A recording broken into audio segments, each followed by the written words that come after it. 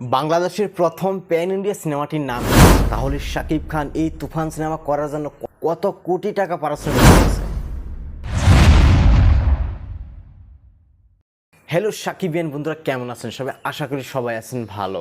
তো বন্ধুরা, কালকে কিন্তু তুফান সিনেমার স্পেশাল শো ছিল সিনেপ্লেক্সে, আর সেখানে উপস্থিত ছিল সুপারস্টার শাকিব খান, নাবিলা, রায়হান রাফি ভাই, চঞ্চল চৌধুরী, আরও অনেকেই ছিল যাদের আমি নাম জানি না। সুপারস্টার শাকিব খান সেখানে উপস্থিত থেকে নিজের অভিনেতা সিনেমা দেখলেন সিনেপ্লেক্সে বসে বসে, তুফান সিনেমা।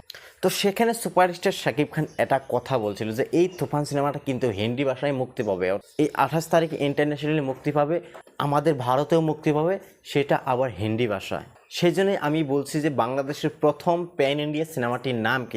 কারণ ইতিমধ্যে আমরা সবাই জানি যে দরদ সিনেমা প্যান ইন্ডিয়া সিনেমা, কিন্তু এই দরদ সিনেমা কিন্তু তুফান সিনেমার আগেই শুটিং কমপ্লিট করে কিন্তু বসে আছে, এখন পর্যন্ত রিলিজ ডেট কনফার্ম হয় নাই।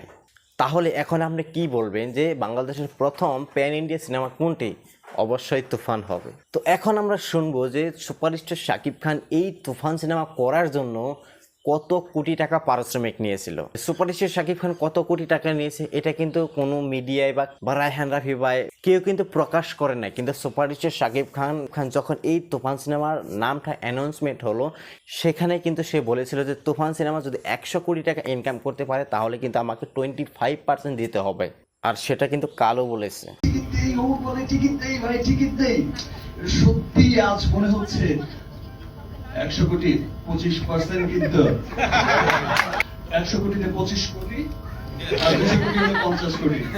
সুপারস্টার শাকিব খান কিন্তু এখানে বলছে যদি এই সিনেমাটি 100 কোটি টাকা ইনকাম করতে পারে তাহলে কিন্তু আমাকে 25% দিতে হবে, এবং যদি 200 কোটি টাকা ইনকাম করতে পারে তাহলে আমাকে 50 কোটি টাকা দিতে হবে। এটা কিন্তু সুপারস্টার শাকিব খানের ডিমান্ড। সুপারস্টার শাকিব খান নিজেই কিন্তু বলেছে যে এই তুফান সিনেমাটি ভারতবর্ষে হিন্দি ভাষায় মুক্তি পাবে, অলরেডি হিন্দি ভাষায় ডাবিং করা কমপ্লিট। আর ওই অনুষ্ঠানেও কিন্তু এই তুফান সিনেমার হিন্দি গানটি প্লে করার জন্য বলেছিল সুপারস্টার শাকিব খান, কিন্তু বলেছেন না এখন প্লে করতে হবে না, এটা আমরা ভারতের দর্শকের জন্যই রেখে দিয়েছি। হয়ে গেছে ইন্ডিয়া, হিন্দি ডাব হয়েছে তো যাই হোক না ভাই, ঠিক আছে, ওটা ইন্ডিয়ার জন্য রেখে দিলাম। প্যান ইন্ডিয়া রিলিজ হবে আর ইন্টারন্যাশনাল রিলিজ হচ্ছে। দেখেন, তুফান সিনেমা দেখার জন্য কিন্তু আমি অনেক উৎসাহিত হয়ে আছি। যখন আমাদের ভারতে এই সিনেমাটি মুক্তি পাবে অবশ্যই আমি এই তুফান সিনেমাটি দেখব। তো বন্ধুরা, আজকের এই ভিডিও এই পর্যন্ত। আপনার মূল্যবান কমেন্ট কিন্তু কমেন্ট বক্সে লিখে যাবেন যে বাংলাদেশের প্রথম প্যান ইন্ডিয়া সিনেমাটি কিন্তু তুফান হতে চলেছে নাকি দরদ। তো সবাই ভালো থাকবেন, সুস্থ থাকবেন, আমার জন্য দোয়া করবেন।